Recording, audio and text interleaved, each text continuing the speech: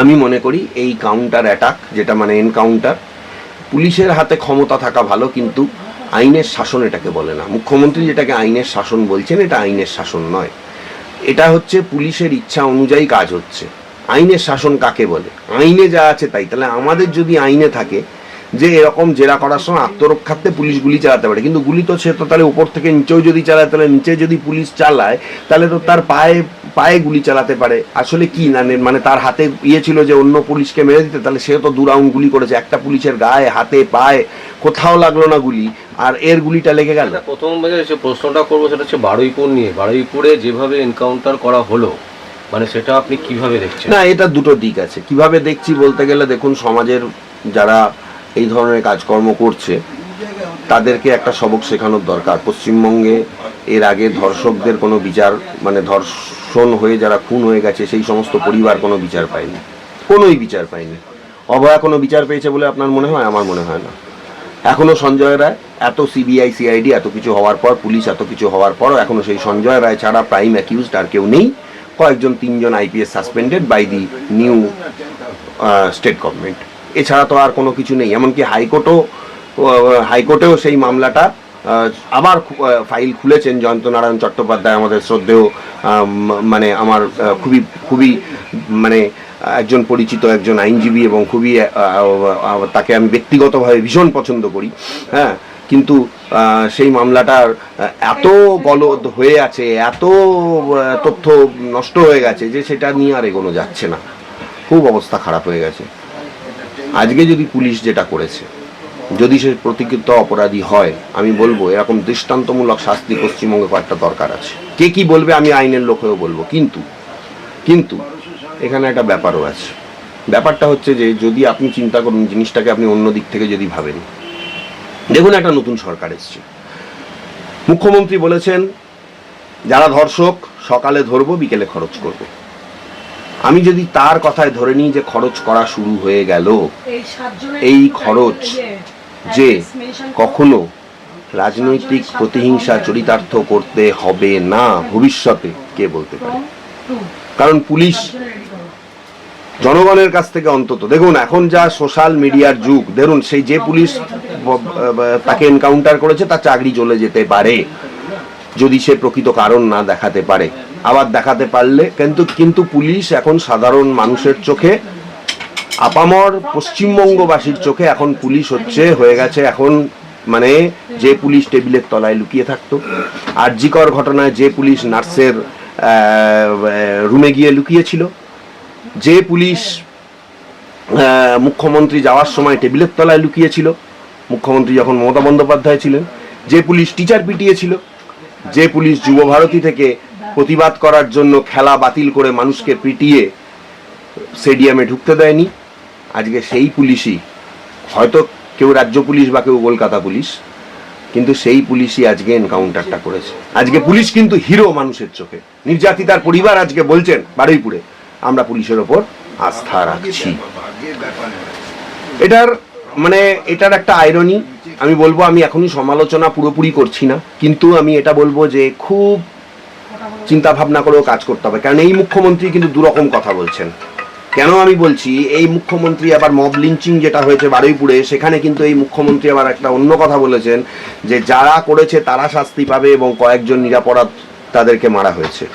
ঠিক আছে, তাহলে কে অপরাধী কে নিরাপরাধ সেটা কি মুখ্যমন্ত্রী ডিসিশন নিতে পারেন কোর্ট অর্ডার ছাড়া? বা যারা যারা করেছে, ঠিক আছে, তাদের ক্ষেত্রে যদি ব্যবস্থা হয় খুব ভালো কথা, যারা করেনি তাদের ক্ষেত্রে আশা করা যায় ছাড়ও থাকবে। কারণ আপনি ভালো করেই জানেন আমাদের এইখানে, বিশেষ করে আমাদের এই পশ্চিমবঙ্গে একটা খুব খারাপ পলিসি আছে। খারাপ পলিসিটা কি আপনারা দেখেছেন? সিপিএম থেকে যখন তৃণমূল হয়ে গেল আমাদের এই রাজ্য সরকারটা, যারা সিপিএম এর মোটামুটি মফস্বল এরিয়াতেও বলুন, শহর এরিয়াতেও বলুন, বিভিন্ন পোস্টে ছিল, সব পোস্ট চলে গেল, তাদের নামে মার্ডার এবং রেপ কেস অসংখ্য দেওয়া হয়েছে। অসংখ্য মানে অসংখ্য। তাদের মধ্যে কেউ কেউ চাকরি বাকরি করতেন, সেই চাকরিও চলে গেছে। হাইকোর্টে তাদের মামলার পর মামলা করে 5 বছর 7 বছর পর তাদেরকে ঘরে পর্যন্ত ঢুকতে হয়েছে। অনেকের চাকরিও চলে গেছে, মানে অনেকে জীবিকাও আর ফিরে পাননি। যদি এরপরে যখন এই পালা বদলটা হলো, আপনারা দেখতে পাচ্ছেন চারদিকে টিএমসি নেতাগুলোকে ধরা হচ্ছে। তাদের দোষের জন্যই তাদেরকে ধরা হচ্ছে, সেটা আলাদা জিনিস।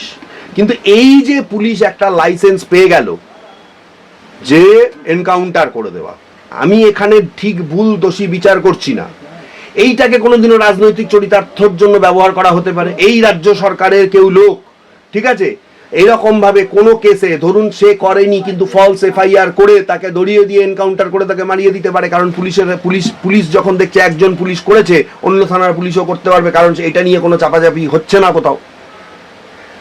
কোর্টের কাছে হয়তো জবাবদিহি করতে হবে। আমি একটা কথা বলবো, পুলিশের কিন্তু একটা নিয়ম রয়েছে যে অপরাধী যত বড়ই অপরাধ করুক না কেন, যদি পুলিশ আত্মরক্ষায় গুলি চালিয়েছে কিন্তু গুলি তার পায়ে চালাতে হয়। এখানে একটা জিনিস আমার অবিশ্বাস্য লাগছে, ওই রাত্রির বেলা ওই অন্ধকারের মধ্যে যেই ব্যক্তি পুলিশের বন্দুক ছিনিয়ে নিয়ে পুলিশকে ফায়ার করলো, কোনো পুলিশের গায়ে একটা গুলি পর্যন্ত লাগলো না, আর সেই ব্যক্তিকে অন্য একজন পুলিশ ফায়ার করলো, তাকে দুটো গুলি লেগে সে মরে গেল। এইটার মধ্যে কোথাও মনে হচ্ছে যে আমার মনে হচ্ছে যে একটা সাজানো ঘটনাও হতে পারে। কিন্তু যেটা বলা হচ্ছে, যেটা রিপোর্টে বেরোচ্ছে, সেটা কিন্তু মারাত্মক। বলা হচ্ছে যে উপর থেকে নিচে করে মারা হয়েছে গুলি, এমনকি দূরত্ব খুব বেশি ছিল না। হ্যাঁ, সেটাই তো। কিন্তু এটাই হচ্ছে ব্যাপার যে অত রাত্রিরে এবং রেইকি করলে, ঘটনার পুনর্নির্মাণ করলে, সেটা পুরো সিসিটিভি ফুটেজ তার পুলিশের কাছে রাখতে হয়। ওইখানে জায়গা অন্ধকার ছিল, ওই জায়গাটা তৈরি করার জন্য পুলিশ অন্ধকারের মধ্যে নিয়ে গেছে। আমার বক্তব্য, পুলিশের কাছে আসল ঘটনার কি সিসিটিভি ফুটেজ আছে? সেটা কি তারা কোর্টে জমা দেবে? কি প্রকৃত ঘটনা, নাকি প্রভাস মণ্ডল বেশ কিছু লোকের নাম বলে দিয়েছিল? আমি এটা জানতে চাই, তৃণমূলের এই বিজেপির যে অঞ্চল প্রধানের নাম উঠে আসছে, যে মণ্ডল সভাপতির নাম উঠে আসছে, কাল থেকে সে বাড়ি ছাড়া কেন? সে তো বলেছিল প্রভাস মণ্ডলের ভিডিও সে করেছিল, অথচ আপনি দেখুন আপনাদের চ্যানেলে খবর, অন্যান্য চ্যানেলেও খবর, কাল থেকে তাকে আর বাড়িতে পাওয়া যাচ্ছে না। কিসের ভয় তার তো কোনো ভয় থাকার কথা নয়। নাকি তার নামটা প্রকাশ্যে চলে আসায় বা অন্য কারোর নাম প্রকাশ্যে চলে আসায় আজকে প্রভাস মণ্ডলকে একটা বলি হতে হলো? প্রভাস মণ্ডল ছাড়াও অন্যরাও ঘটনার সঙ্গে জড়িত, তাহলে তাদেরকে এনকাউন্টার করা হলো না, প্রভাস মণ্ডলকেই কেন করা হলো? প্রভাস মণ্ডলই ছাড়িয়ে নিতে গিয়ে চলে যাচ্ছিল, এতগুলো পুলিশ, সেখানে পুলিশেরই ইভলভার ছাড়িয়ে পুলিশকে গুলি করতে যাবে। এই ব্যাপারটা কেমন একটা সিনেমাটিক লাগছে। এইগুলো পরবর্তীকালে সমস্ত বেরোবে ঘটনা। আমি মনে করি এই কাউন্টার অ্যাটাক, যেটা মানে এনকাউন্টার, পুলিশের হাতে ক্ষমতা থাকা ভালো, কিন্তু আইনের শাসন এটাকে বলে না। মুখ্যমন্ত্রী যেটাকে আইনের শাসন বলছেন, এটা আইনের শাসন নয়, এটা হচ্ছে পুলিশের ইচ্ছা অনুযায়ী কাজ হচ্ছে। আইনের শাসন কাকে বলে? আইনে যা আছে তাই। তাহলে আমাদের যদি আইনে থাকে যে এরকম জেরা করার সময় আত্মরক্ষার্থে পুলিশ গুলি চালাতে পারে, কিন্তু গুলি তো সে তো তাহলে উপর থেকে নিচেও যদি চালায়, তাহলে নিচে যদি পুলিশ চালায় তাহলে তো তার পায়ে গুলি চালাতে পারে। আসলে কি না, মানে তার হাতে ছিল যে অন্য পুলিশকে মেরে দিতে, তাহলে সে তো 2 রাউন্ড গুলি করেছে, একটা পুলিশের গায়ে, হাতে, পায়ে কোথাও লাগলো না গুলি, আর এর গুলিটা লেগে গেল, এই পুলিশ গুলি চালালো, লেগে গেল। এইগুলো কিছুটা আমার মনে হচ্ছে যে সাজানো ঘটনাও হতে পারে।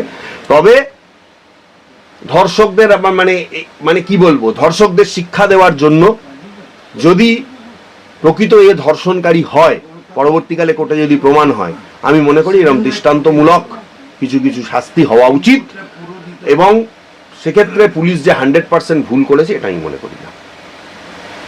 কিন্তু এটা মানে ধরুন একজন মানুষকে মানে মেরে দিলাম, যদি সত্যি সত্যি অপরাধী করে থাকে, তার সিসিটিভি ফুটেজ থাকবে, সবকিছু থাকবে, তারপর তাকে মারবো। এটাই তো, আমিও তো এটাই বলছি। অ্যাকচুয়ালি দেখুন, ওই যে দেখুন আমাদের রাজ্যে বা আমাদের দেশে একটা কথা আছে, জানেন তো? সে কথাটা কি বলুন তো? এটা আমরা এতদিনও দেখেছি। পুলিশ মন্ত্রী কে ছিলেন? মমতা বন্দ্যোপাধ্যায়। তিনি যা বলতেন পুলিশ তাই করত। নবান্ন অভিযানে আপনারা গেছিলেন, আমরাও গেছিলাম। সাধারণ মানুষ কি খেয়েছিল? পুলিশের লাঠির বাড়ি খেয়েছিল।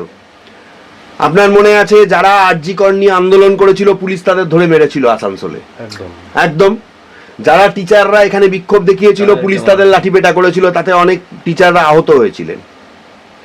যুব ভারতী ক্রীড়াঙ্গনে ম্যাচ বাতিল করে দিয়ে পুলিশ লোক পিটিয়েছিল, কি না অভয়ার মিছিল করার জন্য। ভুলে গেলে চলবে না, বেশি দিন আগের ঘটনা নয়, 1 বছর আগের ঘটনা বা 1.5 বছর আগের ঘটনা। সুতরাং পুলিশ প্রশাসন, এরা হচ্ছে পুলিশ মন্ত্রীর বা রাজ্য সরকারের যেটা পলিসি সেই পলিসির বাইরে চলতে পারে না।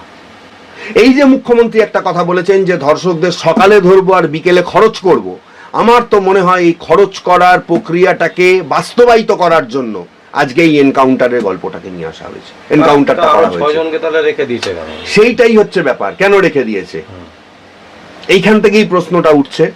এবং এখান থেকেই প্রশ্নটা উঠছে যে তাহলে কি ওই প্রভাস কারণ নাম ফাঁস করে দিয়েছিল, সেটা যদি প্রকাশ্যে চলে আসতো তাহলে কি আরো অসুবিধা হয়ে যেত পুলিশ প্রশাসনের জন্য, রাজ্য সরকারের জন্য? তাই কি প্রভাসকে মেরে ফেলা হলো? এই প্রশ্নের কেউ উত্তর কেউ দেবে না। আবার অন্যদিক থেকে যদি আপনি দেখেন, আজকে পুলিশ মানুষের চোখে হিরো। সোশ্যাল মিডিয়াকে অস্বীকার করার ক্ষমতা দেশের প্রধানমন্ত্রীর নেই, তিনিও সোশ্যাল মিডিয়ায় পোস্ট করেন, দেশের রাষ্ট্রপতিরও নেই। এখন সোশ্যাল মিডিয়া যে জায়গায় পৌঁছে গেছে, দেশের প্রধানমন্ত্রী, রাষ্ট্রপতি, তাদের কারোরই সোশ্যাল মিডিয়ায় এখন বারুইপুর পুলিশ বা দক্ষিণ চব্বিশ পরগনার পুলিশ প্রশাসনকে লোকে ধন্য ধন্য করছে। নির্যাতিতার যে পরিবার তারা বলছে পুলিশের প্রতি 100% আস্থা রয়েছে। এবং তার মা, সব থেকে আরো একটা বয়ান দেখুন, তার মা, তার ওয়াইফ, জানি না তাদেরকে বয়ান বলাতে কিভাবে হয়েছে, কিন্তু তার মা বলছেন যে আমি ওই ছেলের মৃতদেহ নিতে চাই না। এটা কোনো মা তার ছেলেকে বলতে পারেন শেষকৃত্য করার সময়? আমি জানি না। তার বউ বলছে অন্যায় করেছে, শাস্তি পেয়েছে। তো ভালো, এই এই এই এই সমাজের এই পরিবর্তনটাও হওয়ার দরকার ছিল বলে আমি মনে করি। হয়তো এটা বিতর্কিত হয়ে গেল কিছুটা, আপনাকে এই ইন্টারভিউটা দিচ্ছি কারণ আমি নিজেও সন্দিহান, কিন্তু আমি আবার এটাও ভালো লাগছে যে নাম তো জড়িয়ে ছিল, সেই জন্য আগের মুখ্যমন্ত্রীর মতো এই মুখ্যমন্ত্রী তো বলেননি যে শরীর থাকলে একটু ধর্ষণ টর্ষণ হয়। বিধানসভায় দাঁড়িয়ে তিনি কথা বলেছিলেন, এখনো আমার মনে আছে। এটা আপনারাও জানেন, সাংবাদিকরা তো তার ফুটেজ আছে, আপনাদের কাছে আছে নিশ্চয়ই। একদম আছে। হ্যাঁ, এবং শরীর থাকলে ওরকম একটু একটু হয়, এরকম ধর্ষণ টর্ষণ হয়। এবং এবং এবং এবং তিনি ঘটা করে অপরাজিতা বিল পাস করতে চেয়েছিলেন, এবং সেই বিলটা পাস করার সময় তিনি কি বলেছেন সেটা আজকের যিনি মুখ্যমন্ত্রী তিনি প্রধান বিরোধী দলনেতা হিসেবে তার পাশে দাঁড়িয়ে প্রতিবাদটা করেছিলেন। এবং সেই দিনই প্রথম বিধানসভায় লাইভ টেলিকাস্ট হয়েছিল তার 15 বছরের টেনিওরে, এবং সেইখানে তিনি যথেষ্ট অপমানিত হয়েছিলেন, করেছিল এই বিরোধী দলনেতা যিনি তখন ছিলেন, এখন যিনি মুখ্যমন্ত্রী। আমি সবই মনে আছে আমার, কারণ হচ্ছে যে মানুষ অতীত থেকে শিক্ষা নেয়। আমি শুধু এইটুকুই বলবো আপনাকে যে বয়ানের সঙ্গে মিল পাচ্ছি। আগের মুখ্যমন্ত্রী বলতো শরীর থাকলে ধর্ষণ টর্ষণ হয়, অনেক ধর্ষণ হয়েছে, কামদুনির ঘটনা ঘটেছে, আকছার তো আরও হয়েছে, আরজি করের ঘটনা ঘটেছে, আলটিমেটলি কেউ অ্যারেস্ট হয়নি, ডাক্তারদের সঙ্গে খারাপ ব্যবহার করা হয়েছে, ডাক্তাররা সিদ্ধারা উপহার দিয়েছে বিনীত গোয়েলকে, আপনারা জানেন। দিব্যি পার পেয়ে গেছে সঞ্জয় রায়ের ওপরে সমস্ত দোষ চাপিয়ে, কারণ স্বাস্থ্য দপ্তরের যে কঙ্কালসার দুর্নীতি সেটা চোখের সামনে চলে আসছিল। আর এই মুখ্যমন্ত্রী কি বললেন, আমি ছাড়বো না, সকালে ধরবো বিকেলে খরচ করব। পুলিশ কি করলো, সেই প্রসিডিওরটাকে ফলো করলো, এই মুখ্যমন্ত্রী প্রসিডিওরটাকে ফলো করলো। দেখুন, একটা জিনিস আপনাকে মানতে হবে, পুলিশের হাতে কিন্তু কিছু পাওয়ার দেওয়া হয়েছে, এটা একদম 100% না হলেও অন্তত আমি বলবো 60% তো সত্যি। শুধু এই ঘটনা কেন, যে কোনো ঘটনায় সরকারি কোনো ক্ষতি হলো, সরকারি কোনো ভাঙচুর হলো, সরকারি কোনো কিছু হলো, পুলিশ ব্যবস্থা নিচ্ছে। কোনো জায়গায় অ্যাজিটেশন, জাহাঙ্গীরকে ছাড়াতে গিয়ে তার বউয়ের আজকে কি অবস্থা, তাকেও জেল খাটতে হচ্ছে। থানা ঘেরাও করে জাহাঙ্গীরকে ছাড়াতে এসেছিল, একটা চোর, একটা চিটিংবাজ, একটা লুম্পেন, একটা ধর্ষণকারীকে ছাড়াতে এসেছিল। কি হলো, জাহাঙ্গীর খান হাফ প্যান্ট পরে সারা এলাকা ঘুরলো, আর তার বউও আজকে অ্যারেস্ট হয়ে গেল, কারণ মুখ্যমন্ত্রী গিয়ে বললো ভিডিওতে যতজনকে দেখা গেছে প্রত্যেককে তুলতে হবে। আমি এটাই বলতে চাই, এখানে অনেকে আছেন নিজেদেরকে অনেক বড় হিরো মনে করেন, থানায় গিয়ে অনেক বড় হম্বিতম্বি করেন। আমি বলতে চাই তার বিরুদ্ধেও কোনো এফআইআর থাকলে ঘাড় ধরে ঢুকিয়ে দিন, হুয়েভার ইউ মেবি। আগের সরকারটা চলে গেছে সেটা যেন তারা মনে রাখে। আগের যে আপনাকে বললাম ঘটনাটা, সেটার ক্ষেত্রেও তাই, এই ক্ষেত্রেও তাই।